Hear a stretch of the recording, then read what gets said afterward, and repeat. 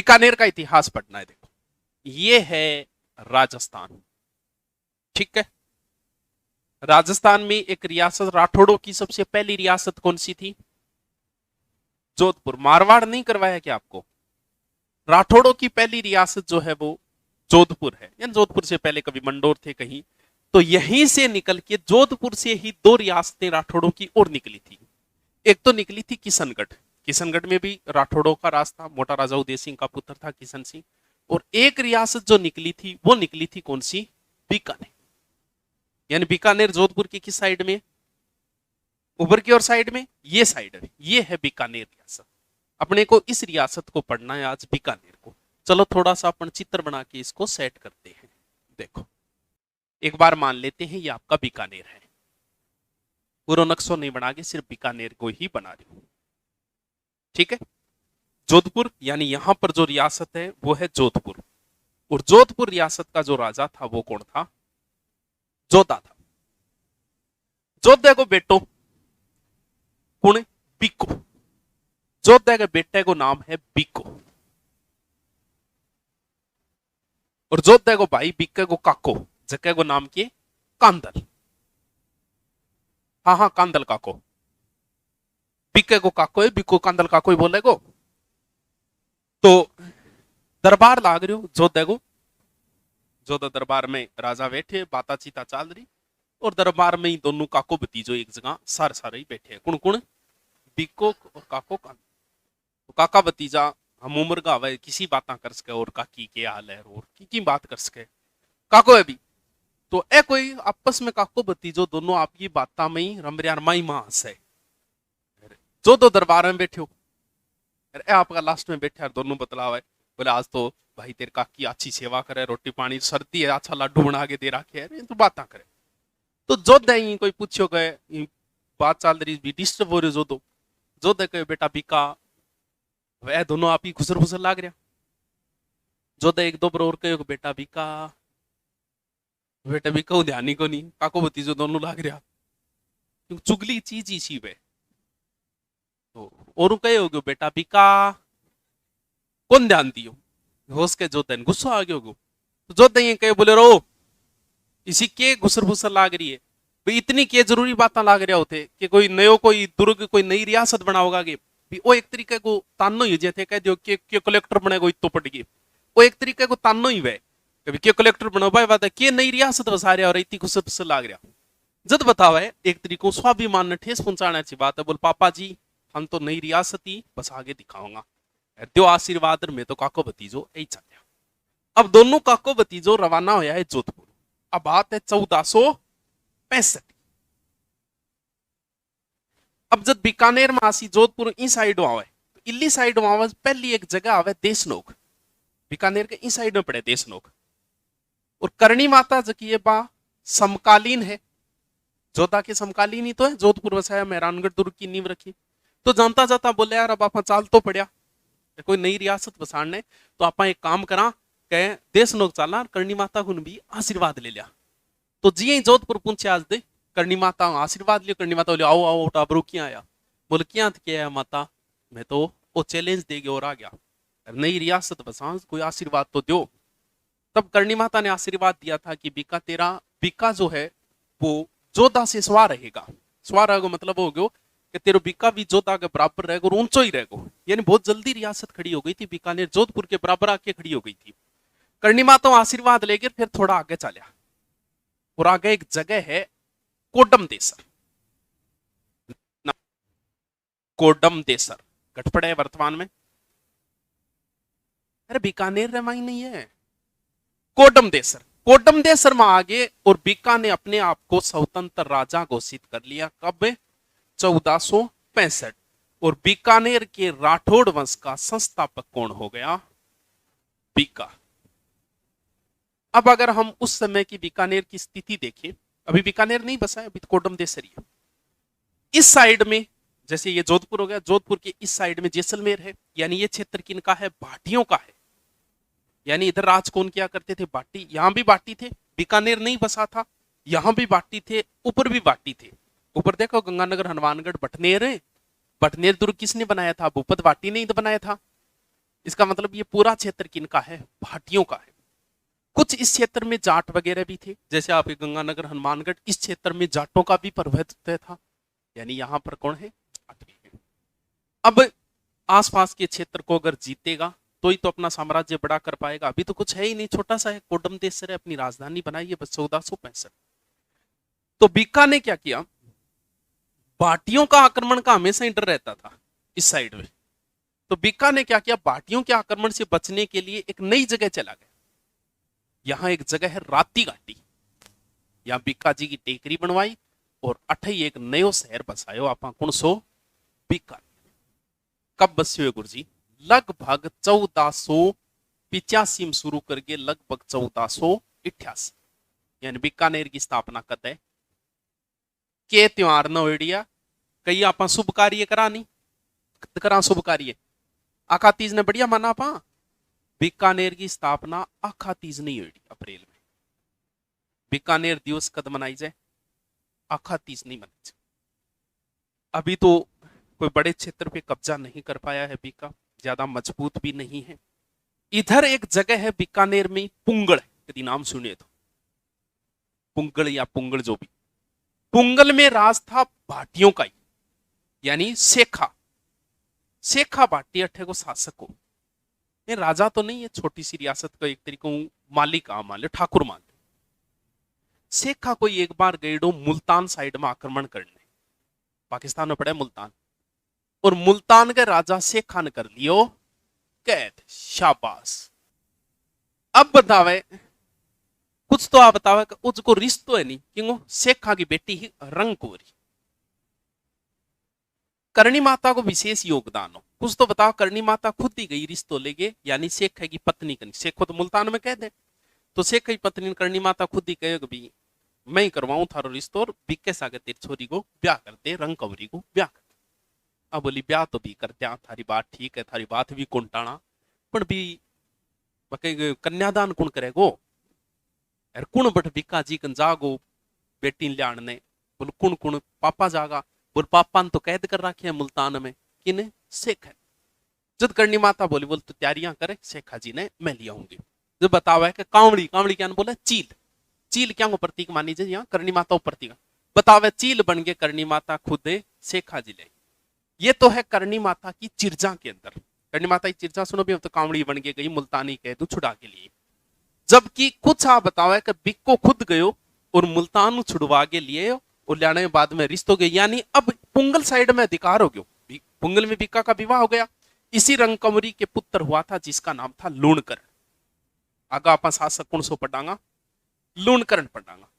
तो एक तरीको पुंगल साइड में अधिकार होनो, थोड़ो सो बिक्का को क्षेत्र को साम्राज्य को गयो विस्तार। अब थोड़ो और विस्तार करा। इस साइड में हा चौधरी, दो चौधरी हा। एक चौधरी को नाम तो है पांडु और एक को नाम है पुल्ला। पुल्ला यानी पुल्लो तो है सारण जाट और पांडु है गोदारा जाट।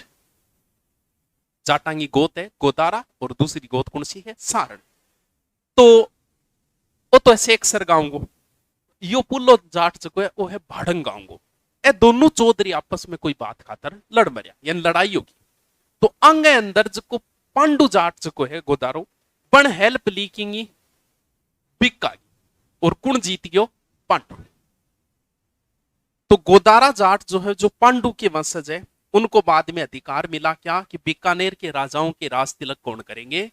गोदारा जाट। अब ई प्रकार उकर गया, यानी ई साइड के जाट क्षेत्र पर भी अधिकार हो गयो ऑटोमेटिक की किंगो बिके।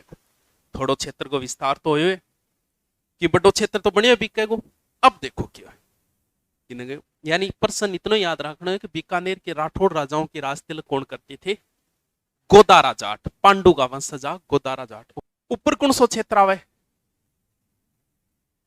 गंगानगर ऊपर हिसार।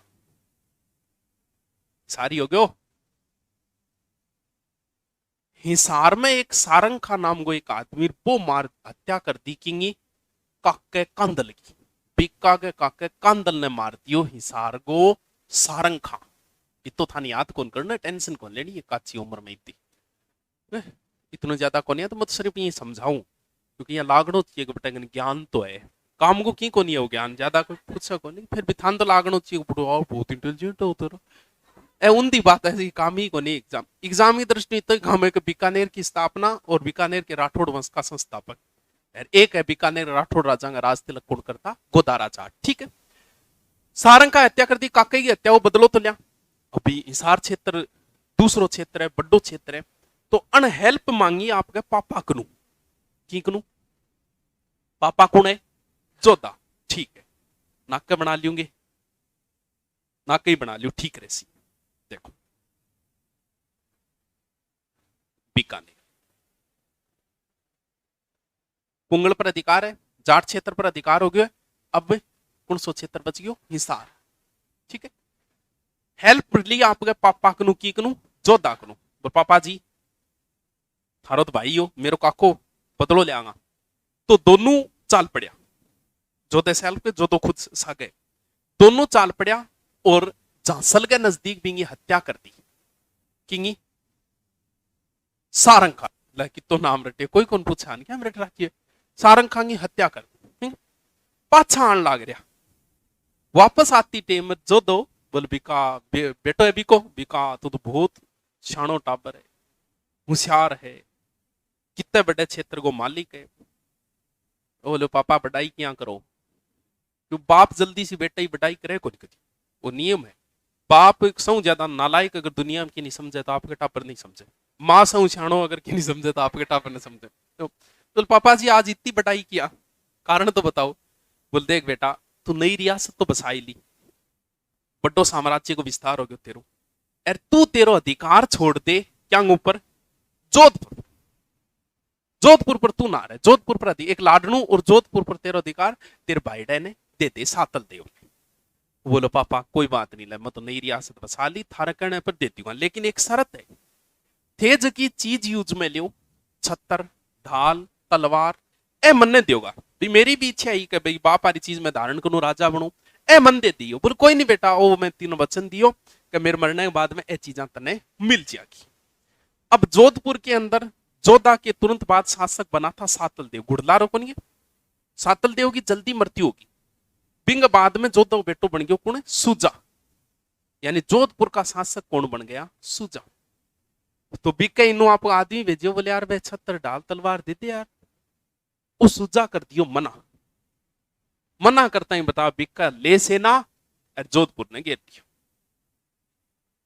यानी थोड़े समय में भी जो बीकानेर रियासत कितनी मजबूत हो गई कि आज जोधपुर को टक्कर देने लग गई जोधपुर छोटी मोटी थोड़ी है बड़ी रियासत है और आज बीकानेर जोधपुर को घेर लिया है 8-10 दिन घेराबंदी रही बिंग बाद में यानी जोधे की सोतेली जोधे की पत्नी यानी बीका की सोतेली मां अंग बीच में मध्यस्थता करके समझौतो करियो और समझौता करके बोल रहे जो दारी छत्तर डाल तलवार थे ले जाओ गठे बीकानेर बीका जो है बीकानेर ले आए बताओ हथियारों की पूजा कब होती है हाँ?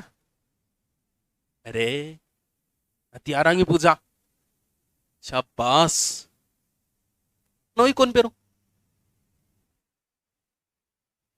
हथियार ही तो मैन भेजिया पुलिस में लाई जाओगा नहीं तो उसके रिश्वत राश्वत लेना थे बच नौकरी के ने भी जा थारी लेकिन थाने जो हथियार मिला और वो जे थे गमा दियो नहीं तो था नौकरी कन्फर्म जागी क्योंकि क्यों नहीं अगर आप मान लो थार थाने में ड्यूटी पर थारा हथियार गम गयो तो छानबीन पुलिस सारा कौन करेगा आर्मी आओगी थार अंडर में कौन रहा वो काम तो हथियार जो है एक योद्धा के लिए सबसे महत्वपूर्ण चीज हथियार ही है तो अपने राजपूतों में हथियारों की पूजा करने की रिवाज है और कब होती है हथियारों की पूजा विजयादशमी को विजयादशमी और दीपावली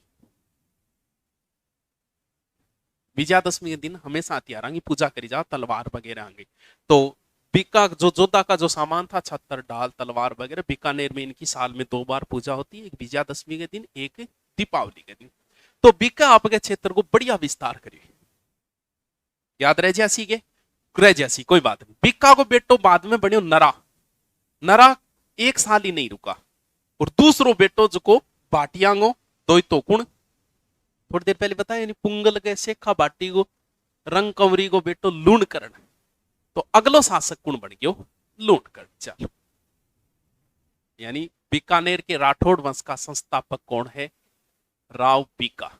देखो कोई बता सके बीका के टेम मेवाड़ को शासक कौन हो सके? कौन बेरो 1485 कुंभा कुंभा की हत्या करे। कुंभा को बेटो कौन? उदो। ठीक है, पितरहंता उदा हत्या करके और की कनावे बीके कनावे। और राजपूतों में जो अपने पिता की हत्या कर देता है उसका कभी मुंह नहीं देखा जाता, वंशावली में कभी उसका नाम नहीं लिखा जाता। अब हत्या कर दी तो अपन स्वागत जरूर करो उदय को, लेकिन उदा को किसी प्रकार की सहायता नहीं की थी अपने बाप की। बाद में उदा चला गया था और बिजली गिरने से मृत्यु हो गई थी। इसके बाद में शासक कौन बना है? लूणकर्ण। बता दूंगे लूणकर्ण। इन लूणकर्ण का बाद आ रही बता दू जैत सिंह। बता दू जैत सिंह का बेटो भी बता दू कल्याणमल है। कल्याणमल को बेटो भी बता दू पृथ्वीराज राठौड़ थे। बताओ बताऊं कौन बताऊं? बता दू तो सुन क्यों वापर नहीं। इनने भी कोई की कह रहे दसरा पर हो। देखो वो टाबर बता दियो दसरा पर हुआ थाने कौन बेरो। आओ बताओ। कोई नहीं, नौकरी लागना तो भाई याद करना पड़ेगा।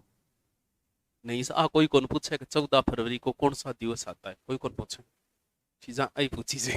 हाँ आवे जो को मार तो दुखा कोनी 7-8 साल हो दुखनो ही बंद हो गयो। पहली दुखया कर तो 7-8 साल पहले। हाँ हेलो छोरा रहा बेंच में कहाँ आ रहा है कोई दोकड़ ने गर्लफ्रेंड तो दे दियो एक दिन खातर कम से कम त्योहार तो दुख जा। तो बीका बीका को बेटो लूणकर्ण। देखो बीकानेर का नया शासक कौन बन गया? लूणकर्ण।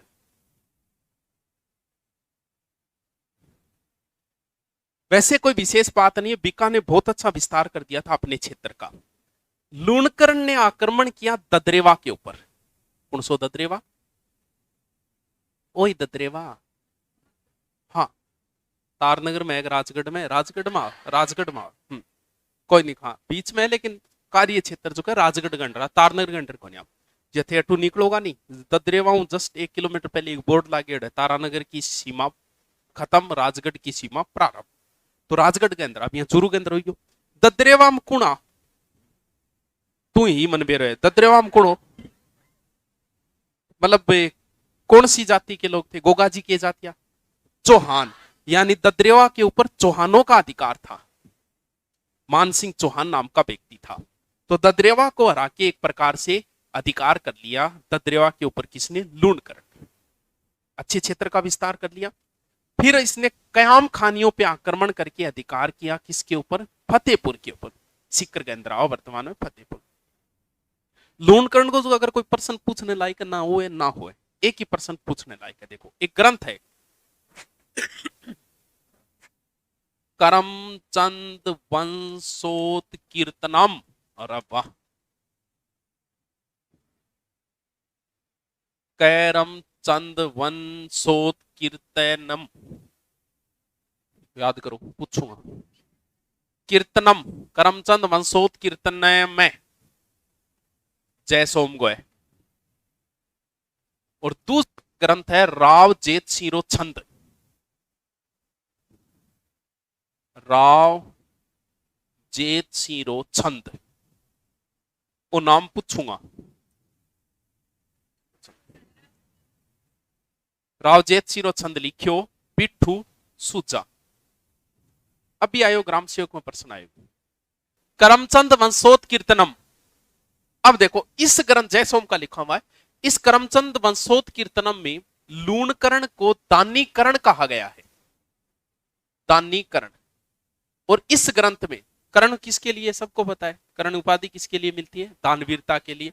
और इस राव जेत सीर छंद में इसे कलयुग का कर्ण कहा गया है। ये अभी आया था आपको ने ग्राम सेवक का दिया था, शायद इसमें था। ग्राम सेवक में ऐसे था कि लूणकर्ण को कलयुग का कर्ण किस में कहा गया है? इस ग्रंथ में कहा गया। राव जेत सीरो छंद जो किसने लिखा था? पिट्ठू सुजान। रह सी के याद भी और ने याद करो तो लूणकर्ण की सिर्फ और एक लूणकर्ण सर कसबो और बा झील बा है वो लूणकर्ण सर अंगो बसाइड है लूणकर्ण को। ठीक है कि आगे चालू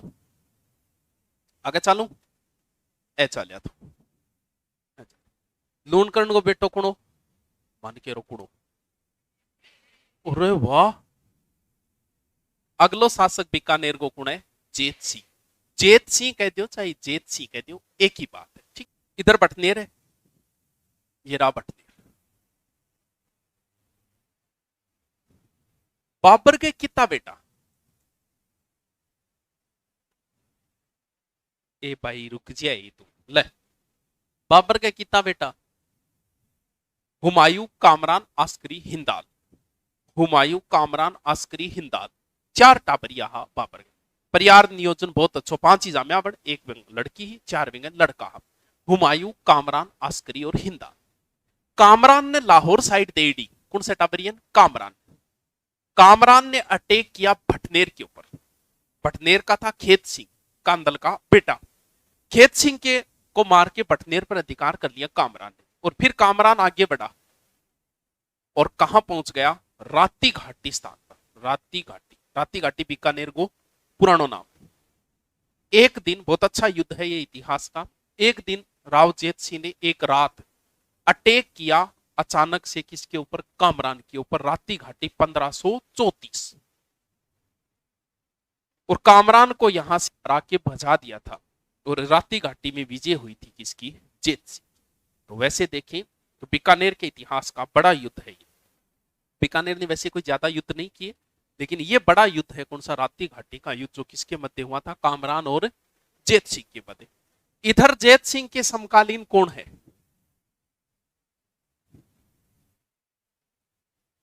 बताई दो था ने, अगर याद हुए तो। मालदेव ने बीकानेर पे अटैक किया, जेत सिंह पे युद्ध हुआ था पाहेबा साहेबा। कद 1541-42। बताई दो मेरो, नहीं याद रहे बिंगो तो मैं के करूं? तो सुन बाप रेडी रहे थार, पूरे दिन के खा गया हुआ राम जाने था। एक तो रात आरो जो नहीं दही रोटी वो थोड़ा ना खा गया एक। सुन वापर रही थार सगड़ा में मनो और सुनो कर दियो, कितो एक्टिव छोरो जो सुनो करके छोड़ दियो। हाँ, पाएपा साई पाए जेता और कुंपा, कुंपा के नेतृत्व में हुआ था युद्ध। तो जेत सिंह ने क्या किया? अपने परिवार को, कल्याणमल को और अपना एक सेनापति था नागराज को, उसको भेजा था शेरशाह के पास। शेरशाह को सहायता ले, क्योंकि मालदेव बहुत शक्तिशाली था। इस युद्ध में जेत सिंह की हो गई थी मृत्यु। बाद में गिरी सुमेल का युद्ध हुआ। युद्ध के बाद में वापस बीकानेर प्राप्त कर लिया था जेत सिंह के पुत्र किसने? कल्याणमल ने। चलो कल्याणमल और बता दूं, फिर बता दूं कल्याणमल तो, अब दो बीकानेर तो कंप्लीट कर दूं।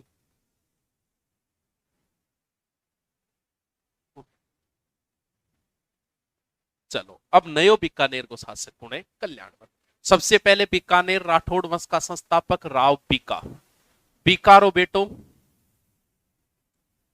लूणकरण, लूणकरण रो बेटो कल्याणमल है। जेत सिंह, जेत सिंह रो बेटो कल्याणमल। शाबाश, कल्याणमल की कोई ज्यादा बात को नहीं होती।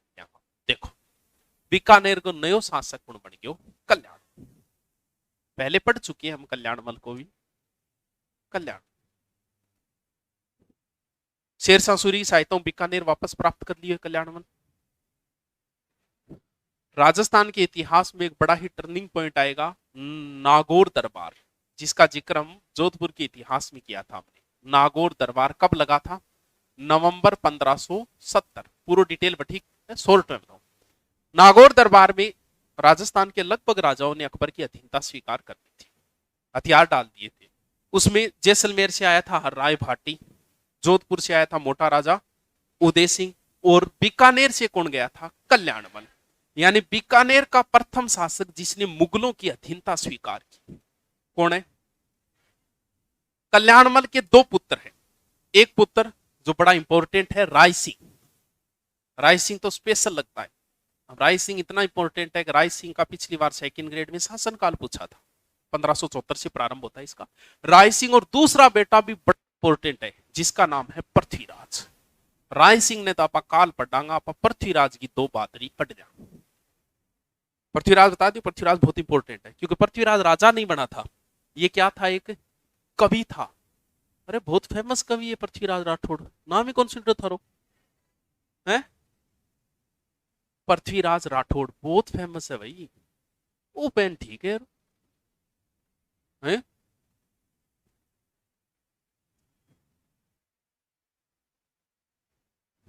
ये दोनों ही, राय सिंह और पृथ्वीराज राठौड़ दोनों ही चले गए थे अकबर की शरण। पृथ्वीराज राठौड़ एक कवि है, किसकी शरण में चला गया, अकबर। ये राजा नहीं है, ये तो कवि है, ठीक है। अब अकबर के समकालीन राजस्थान के कौन कौन से राजा है, अकबर के समकालीन बीकानेर का तो कौन हो गया, कल्याणमल, फिर राय सिंह हो जाएगा। उसके बाद में जोधपुर का कौन है, मोटा राजा उदय सिंह है, और कौन है, चंद्रसेन, चंद्रसेन भी तो बाद है। और मेवाड़ का कौन है, हे भगवान, महाराणा प्रताप है, उदय सिंह के बाद महाराणा प्रताप है। ये तो नॉर्मल बात है। तो यानी अकबर के समकालीन मेवाड़ के राणा है महाराणा प्रताप, ठीक है। अकबर के दरबार में राजस्थान के दो व्यक्ति है, दो कवि है। दूसरा एक कवि और है, कभी नाम सुना कि नहीं सुना मुझे नहीं पता, आज सुना देता हूं, दुरसाहाडा, सुनेगा नाम, धुंधल गांव है सोजत के पास, वहां से थे। हाँ ये सोजत पाली, सोजत की मेहंदी बहुत फेमस है।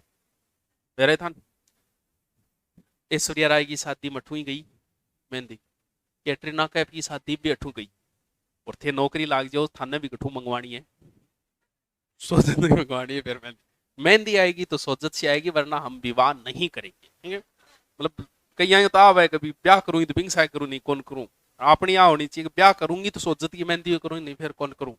तो सोजत की मेहंदी बहुत फेमस है?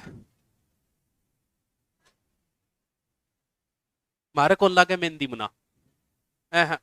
हमारे पुरुषों में मेहंदी नहीं लगती, राजपूतों में नहीं लगती, चारणों में नहीं लगती, फिर हाँ हमारे कौन लागे, ठीक है। नहीं पिंपो क्या कौन सी लगा फिर, तुरसा अड्डा सोजत पाली, ठीक है। देखो ये दोनों के दोनों, दुरसाडा की भी अलग, ये तो सीधे बीकानेर दरबार में चले गए, इनकी भी अलग प्रकार की स्टोरी है। पहले ये बंगड़ी के प्रताप सिंह था, बंगड़ी के ठाकुर के यहां थे, ये कौन, दुरसाडा। कभी आपने दंतानी का युद्ध सुना है क्या, दंतानी को युद्ध, और तेरी मेवाड़ कौन करायो, बिल्कुल सही कह दियो, ओई कौन करायो और बोई कौन करायो। अरे 15 महाराणा प्रताप है छोटे भाई को के नाम, वो जगमाल, जगमाल इसी युद्ध में तो मारा गया था। दंतानी में सिरोही का शासक था, ठीक है। तो सिरोही का शासक राव सुल्तान जो था, उसके विरुद्ध चाहे तो कह दो अकबर ने सेना भेजी, चाहे कह दो जगमाल ने, यानी जगमाल भी तो अकबर के अधीन था। तो जगमाल लड़ने के लिए आया है दंतानी शासक राव सुल्तान के, उसमें जगमाल की सहायता की बंगड़ी के ठाकुर ने, और बंगड़ी के ठाकुर को एक सेनापति है कौन, दुरसाडा कवि भी है और योद्धा भी है। युद्ध हुआ और इसी दंतानी के युद्ध में जगमाल मारा गया था और सिरोही वाले की जीत हुई थी। तो युद्ध में सारे घायल, और वहीं लड़ते लड़ते घायल हो गया था कौन, दुरसाडा। तो सैनिकों की छानबीन हो रही थी, दुरसाडा घायल था उस अवस्था में।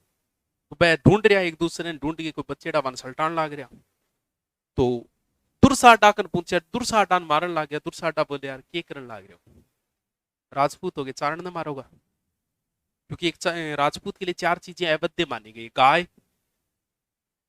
दूध, ब्राह्मण और चारण। बोले क्या सबूत है तू चारण है, आधार कार्ड, ये लड़ाई में आधार कार्ड थोड़ी ले आऊंगा। बोल फिर एक काम कर दो, सुल्तान देवड़ा था कोई, बोल इन पर 2 शायरी सुना दे। बोल 2 कौन शायरी, 4 सुना दूंगा, 5 सुना दूंगा।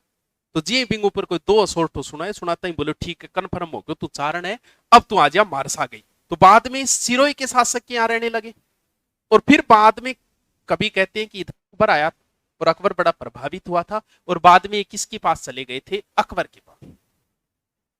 सबसे ज्यादा अगर कवियों को, ये राष्ट्र कवि है, पहले राष्ट्र कवि कह सकते हैं इन्हें, सबसे ज्यादा अगर कवियों को इज्जत मिली है ना किसी को इतिहास में, तो वो सबसे ज्यादा दुरसाडा। उस समय पूजे जाते थे। सिरोही का एक मंदिर है, उस मंदिर में भगवान शिव के अंगूठे की पूजा होती है, नाम मंदिर मुझे नहीं ध्यान में कौन सा है, उसके अंदर उनकी आगे पीतल की मूर्ति लगी हुई है, यानी जब ये जिंदा थे तभी पूजे जाते थे। ये इतने फेमस कवि थे दुर्साहडा।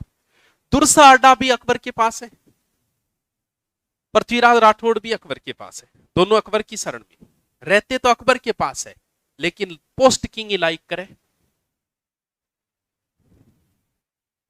वाह भाई गजब, शानदार, क्या पोस्ट डाली है तूने, तो अकबर की पुंगी बजा दी भाई, गजब, लगे रहो भाई, हम तुम्हारे साथ है। यानी रह तो अकबर के पास में और पोस्ट टांगे, लाइक कमेंट मारना प्रताप है। यानी रहते अकबर के दरबार, लेकिन दोनों के दोनों फैन किसके हैं? महाराणा प्रताप के, पृथ्वीराज राठौड़ और दुर्साहडा। ये पहला ऐसा कवि है दुर्साहडा, यानी जो कई आदमी को नहीं वेगे स्पष्ट मूंग ऊपर बोलनो, मूंग ऊपर बोले मूंग ऊपर खा ले, वो भी वे तो मूंग ऊपर बोलना रा भी वे जगह भी बड़ी इज्जत होती है राज दरबार में। राजा के चापलूसी यार ही मिले हमेशा लोग, राजा की हमेशा चापलूसी वेगी। जथे कांस्टेबल बन जाओगा, थानेदार की हमेशा बटाई करो, थानेदार जी की करो बुलाई, थानेदार जी हमेशा कोई एकादो ही कांस्टेबल होएगो जो कोई की करने लाई रहे हो, वे कोई एकादो ही वैश्य जगह स्पष्टवादी वे। दुर्साहडा बड़ा स्पष्टवादी कवि था। आपने कभी सुना है आहुआ के अंदर जोहर हुआ था, चारणों ने जोहर किया था। उस समय राजा था मोटा राजा उदय सिंह। मोटा राजा उदय सिंह की आंखों में हिंसक डोरे थे। चारणों को जागीर मिलती थी राजा की तरफ से गिफ्ट में, जैसे किसी ने कविता सुना दी है, जैसे उस जागीर को बोला जाता था सांसण जागीर। दुर्सा जी के पास भी बहुत सारी सांसण जागीरें थी, यानी मुफ्त में जागीर दी जाती थी चारणों को, ब्राह्मण और चारणों दोनों को ही मिलती थी। मोटा राजा ने एक आदेश जारी किया कि जितनी भी जागीरें दी गई है नहीं पाछी ले लो। अब बताओ इनको विरोध होगा को नहीं हो। तो चारण और ब्राह्मण इकट्ठा हुए थे कहां? आहुआ के अंदर, जिसमें मैन नेतृत्व अक्खा जी का था, लेकिन इसके बाद में इनका भी बहुत अच्छा योगदान था उस आहुआ के जोहर के अंदर। कई लोगों ने जोहर किया, सबसे ज्यादा 44 जो यहाँ पर लोगों ने बलिदान दिया था वो खिड़िया जाति के लोगों ने दिया था। तो दुर्साहडा जो है, कहते हैं कि उन्होंने भी गुस्से में आकर कंठों में तलवार घोंप ली थी, बाद में इनको बचा लिया गया। जब वो अकबर के दरबार में पहुंचे, वहीं पे मोटा राजा उदय सिंह के कारण हुआ था, वहीं पे मोटा राजा उदय सिंह बैठा था। तो अकबर पूछ लियो, अरे क्या कंठा में क्या बात हुई, क्योंकि इनकी कहते हैं कि आवाज चली गई थी, बाद में उपचार हुआ इनका। बोल कंठा तो गंडगड़ो खा गयो, कुत्तियों खा गयो, कंठा तो कुत्तो फूक गयो, बड्डो कुत्तो हो गए। तो वही मोटा राजा उदय सिंह बैठा था। तो दुर्साहडा उदय सिंह का देख खेर के, हाँ कुत्तियों थोड़ा मोटो तो बड्डो कुत्तो। ये राजा के सामने दरबार में इस तरीके से बोलना बहुत बड़ी बात है। पृथ्वीराज राठौड़ जो है वो भी फैन थे महाराणा प्रताप के। इधर से सूचनाएं मिली कि महाराणा प्रताप अधीनता स्वीकार कर रहे, इस प्रकार की खबरें उड़ी। अब वो कन्फर्म नहीं था, कन्फर्म अकबर को भी नहीं था। अकबर ने एक दरबार लगाया इस विषय पे चर्चा करने, बोले रही हो सकेगे। उस समय बड़े दरबार में और दुर्साह के अकबर री मंजिल भूपासी देश में होती जमियोड़ी, पातल पर भाकर अस्त भयो खबरां जब पुगी उड़ तोड़ी। समझ में आएगी थारे थारा कोनिया मुना थारा पे की जाहिरा समझ में पे कामगी कोनी, कामगी चीज आए। अकबर री मंजिल भूपासी देश में होती जमियोड़ी, पातल पर भाकर अस्त भयो खबरां जब पुगी उड़ तोड़ी। यानी ऐसी खबरें उड़ी कि महाराणा प्रताप अधीनता स्वीकार करे। दरबार में चर्चाएं चल रही थी। दुर्साहडो उन वक्त उठ्यो अकबर ने साच बतावन ने, पातल री परवा थिर रहसी तेरो हियो सतावन। यानी उस भरे दरबार में दुर्साहडा ने खड़े होके और अकबर को कहा था कि वो तेरी छाती पर मूंग न्यू ही दड़ेगो, अधीनता स्वीकार नहीं करेगा। इस बंदे ने 76 सोरठा लिखे थे। कितना लिखे? 76। यही तो लिखी तो गयो। फिर नाम के दिया बिंगो विरुद्ध 76 बामनो, विरुद्ध 76 नाम से 76 सोरठे लिखे थे। किसकी बड़ाई में? अगर आप ये दोहे पढ़ दो, वीररस के दोहे हैं, डिंगल भाषा में लिखे गए। प्रत्येक दोहे के अंदर अकबर ने नीचो दिखाने में कमी नहीं छोड़ी। हर दोहे के अंदर, प्रत्येक दोहे के अंदर, डिंगल है मेरे इतना दोहा को नहीं याद रहे, उन्दी सुंदी शायरें याद रहे, जे दोहा दोरा याद रहे सोट। तो हर दोहे के अंदर नीचा दिखाए कि सभी हिंदुओं ने अकबर की अधीनता स्वीकार कर ली, लेकिन आगे लेकिन लगा दे, महाराणा प्रताप आज भी आर्य संस्कृति में जिंदा है। अकबर के अधीन सारे राजा हो गए, लेकिन महाराणा प्रताप पर्वत की तरह खड़े।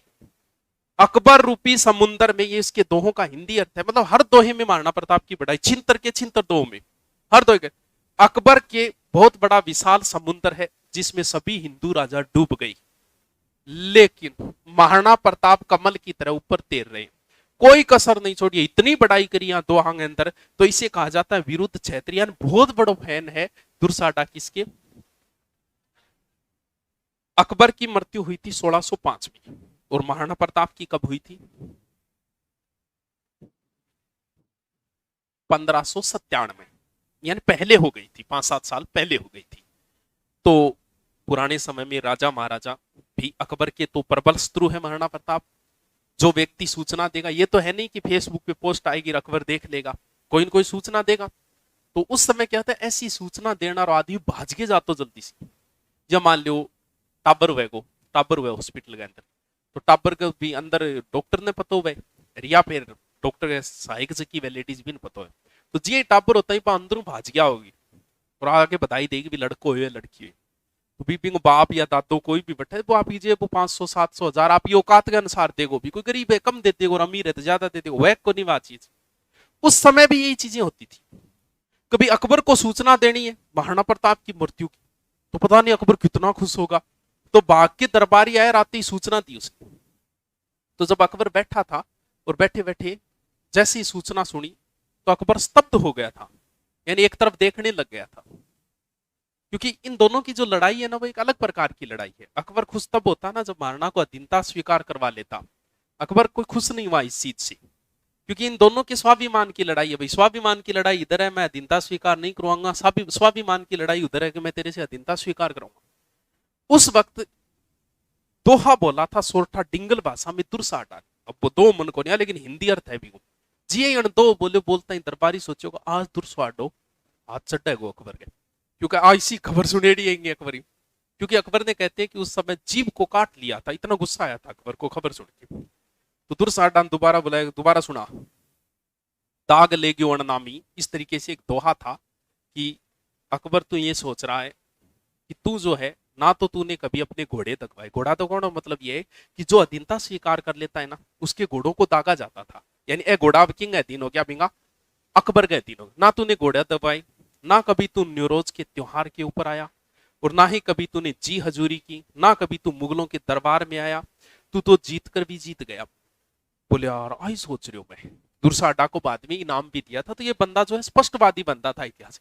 अपा बात की कर रहा, अपा भी तो है ना, पा खबर जद पूछी नहीं कौन सी अधीनतारी, तो अधीनतारी क्योंकि अपा भी बात बात में अकबर जी कह नहीं रहा सगड़ा राजा मेरा अधीन है, सगड़ा को नहीं है और एक तो है। तो ये भी प्रशंसक था बहुत बड़ा महाराणा प्रताप का। जब वो खबर पहुंची थी तब उन्हें ऐसे लगा कि यार ऐसा हो सकता है क्या, तब उन्होंने एक दोहा लिख के भेजा था डिंगल भाषा में। किसको? महाराणा प्रताप को। डिंगल भाषा का दोहा है, कापटकू मुछा पान कापटकू निजतन गरत लिख दीजियो दोनों माइली एक गल। समझ में आएगी? कोनी आवे ना आवे कोनी। डिंगल भाषा है। डिंगल भाषा, इन्हें डिंगल का हेरोन्स कहा जाता है। टेसीटोरी ने कहा था, इटली का था टेसीटोरी, जिसकी बीकानेर में मृत्यु हुई थी। टेसीटोरी डिंगल को हेरोन्स, डिंगल भाषा जो है वो बीकानेर साइड में बोली जाती है। तो तब वापस उस दोहे के जवाब में डिंगल भाषा में वापस लिखा था महाराणा प्रताप ने कि तुर्क कहासी मुखपतो इन तन से एक लिंग और उगय जी आही उगसी प्राची बीच पत। समझ में आयोगे? को नहीं आयो, कोई बात नहीं आयो। तो अब मैं समझाऊं को नहीं, क्योंकि टाइम कौन बच्चों क्या टाइम आ गयो 55 गुरुजी धोख दू दे ले मुना एरिया पग धोख भी दे ले तू, धोख भी बहुत दे रही है। कई जगह कमेंट करे। पृथ्वीराज राठौड़ जो है बड़े प्रसिद्ध कवि थे। इनके जो वंशज है पृथ्वीरोत कहलाते हैं, जिनके पास ददरेवा की जागीर थी। किन गए रे? चलो देखो, पृथ्वीराज राठौड़ को जागीर दी गई कहां की? गागरोन की। गागरोन गढ़ पड़े झालावाड़। वहीं गागरोन के अंदर बैठ के 1580 में इन्होंने एक बड़ा ही प्रसिद्ध ग्रंथ लिखा था जिसका नाम था वेली किशन रुक्मणीरी। लगभग 350 तो है। रुक्मणीरी किस भाषा में? डिंगल भाषा। डिंगल लैंग्वेज है, डिंगल बोली नहीं जाती, साहित्य में प्रयोग ज्यादा होती है। डिंगल वीर रस की कविताएं वगैरह हमेशा डिंगल भाषा में होती है। डिंगल की नहीं सुननी है, डिंगल को कवि सम्मेलन में देशनोग में बढ़ जाके सुनिए, ठीक है?